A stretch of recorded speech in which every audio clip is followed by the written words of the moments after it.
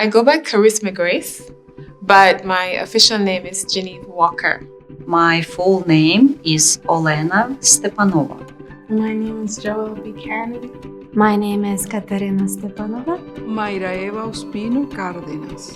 Yuminari Bryson. I normally go by Yumi. I was born in USSR, so Soviet Union. I was born in Montego Bay, Jamaica. I was born in Barquisimeto. I was also born in Montego Bay, Jamaica. I was born in Ukraine. I was born in Caracas, in Venezuela.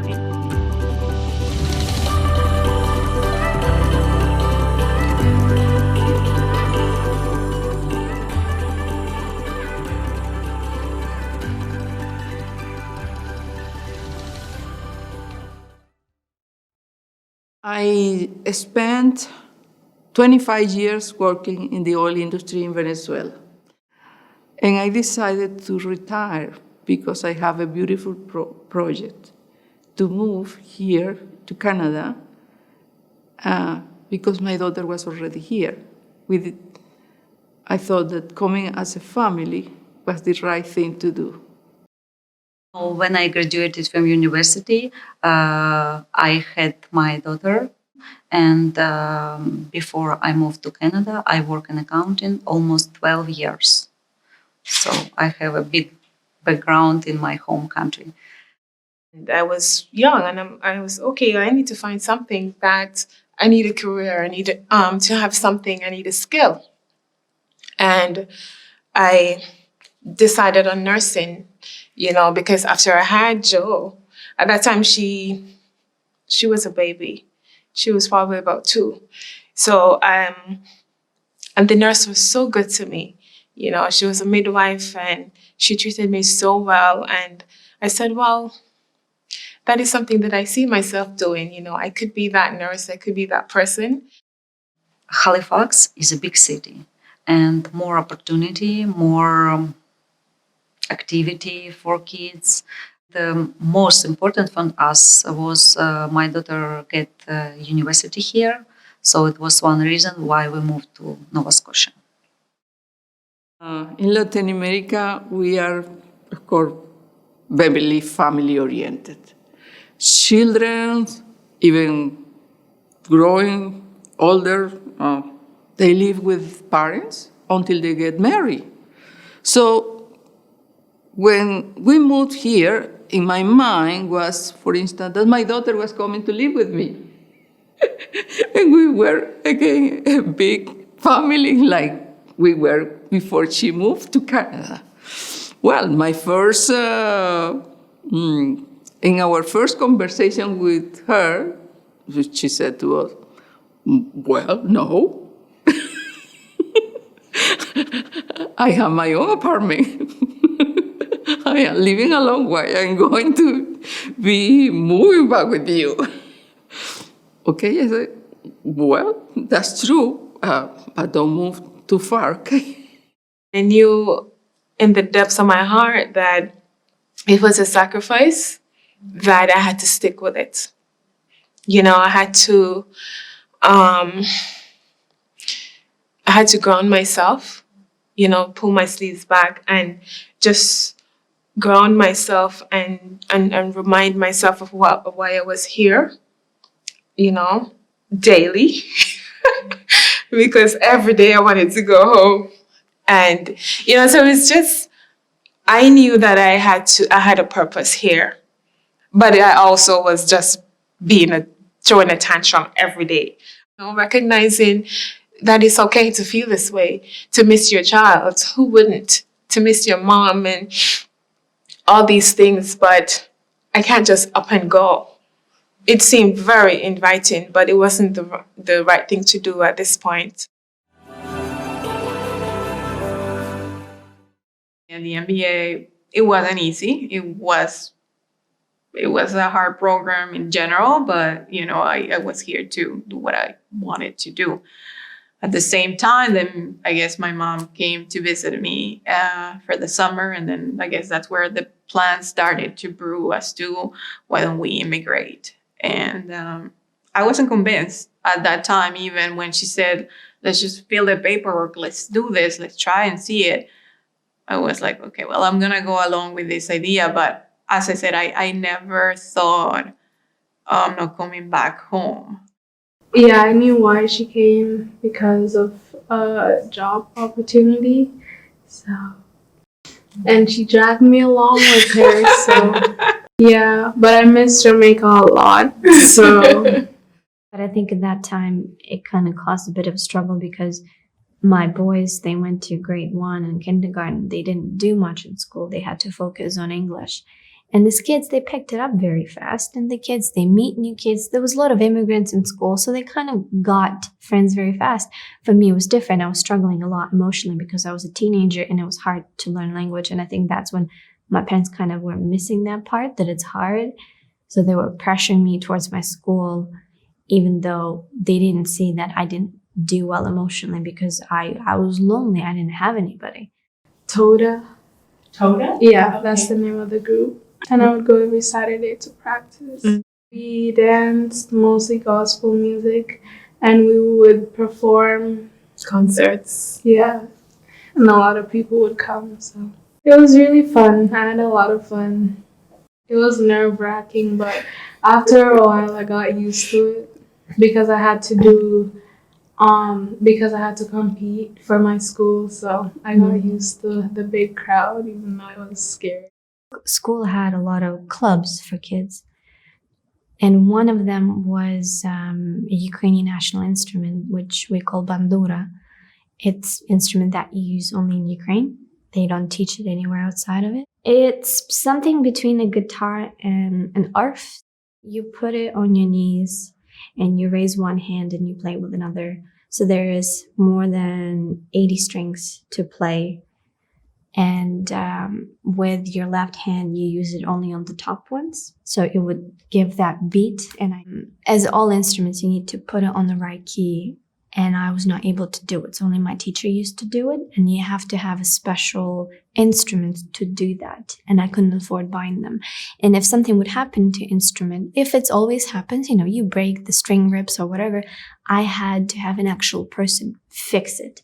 And that actual person would be in Ukraine. So for me, ship it back and forth, it just cost a lot of money. And my parents didn't have that much money to do because they were struggling with migration, which cost a lot of money. My first year, I would say I wanted just to say, I am from Venezuela, I am Latin, I just want to go, I miss it. I want to listen to Latin music. And I used to go to whenever I heard that there's a Latin dance night, I will go there because I want to follow my roots. Like things that I would have even cared so much. Like back home, I didn't go out too much dancing. But in here, it was like, I'm going to find the things just to go do what I didn't do from my culture.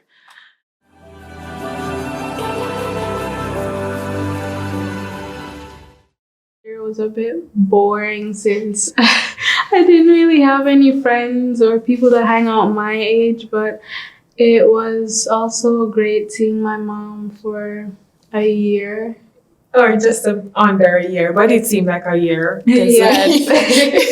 Yeah. It felt like forever, but She's the greater part of my life. So, I was missing her terribly, and nothing could comfort me. I couldn't be comforted. So it was very difficult for me. So the first opportunity that I got, I was like, you have to come, because I couldn't leave. I was just there. So, and so my mom had to accompany her because she couldn't fly by herself. And of course, I miss my mom too. So they both came. And we had a wonderful time, even though you thought it was boring. there were a few times. I would like to become an OBGYN, What is that? obstetrician, and a gynecologist. I might live here for a while. Maybe when I'm finished university, I'll move back to Jamaica, possibly. I'm not sure as yet. I don't know, the medical field interests me. At first, I wanted to become a pediatrician, but I'm not really a fan of kids. So I didn't know that. I chose something else. And I'm really happy to see how she is just growing into this really beautiful, positive young woman that's confident in who she is. And I'm so grateful, because otherwise it would have made me feel that my efforts and my sacrifice were in vain, because I would have taken her to a place she hated, that she was unhappy, she's uncomfortable, and then that would be something that I would have to try and fix. But I don't. Maybe I need to fix myself. There's more of that connection, I think you would say, between people.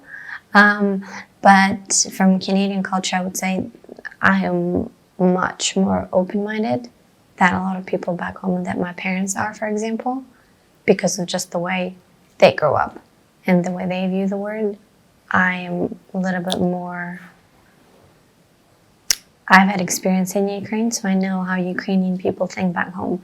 But I also lived here, and as a young person, I see the world evolving from this side, because here it's more available to you. It's more acceptable here than back home. So you kind of grab that half and half, and you kind of manage to put them together with yourself. I agree with my daughter. In Ukraine, people more activity and more emotional. Here, more friendly. So I try to improve in Canadian culture, because for me it's not hard, but sometimes I don't understand rules here, and sometimes it's problem for me. But when I have something, I always ask my daughter or my sons, and they help me with my question. I think of staying together as a family and supporting each other and trying to keep pushing each other to improve and to grow and to learn things more. And you just always have that sense that even if something is not very great, or there's something that something in your life, that you always can come home, and whether with yelling or without yelling, you can kind of solve it, and you can have that backup that can help you out as your parents and as your family members. Yeah. We have in our home a very threatening situation where people kept us in my bedroom. They were stealing everything that we have. They put a gun on my daughter's head. And it was close to 1 hour. It was the worst nightmare for me as a mother, to see my children, and I was unable to do something to prevent that, and being myself a very overprotective mother.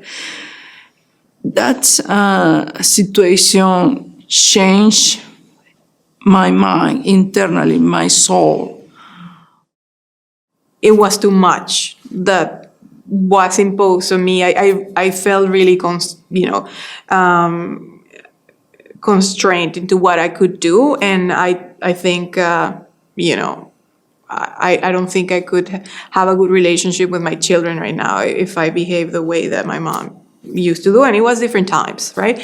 So I think yes, I'm definitely more lenient and more flexible. I see a lot of strength in my daughter. I am very proud of her.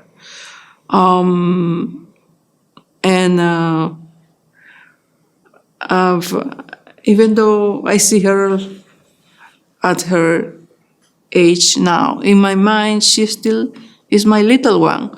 So it's like you seeing a little one, but being really with control of the situation. Maybe what I've learned about this, the whole thing is about hope. Yeah, I think that is what keeps me going. That's kept my mom going. Everything is just knowing that it might work out or it might be different tomorrow. You don't know. So that's scary and exciting. So. Mm-hmm.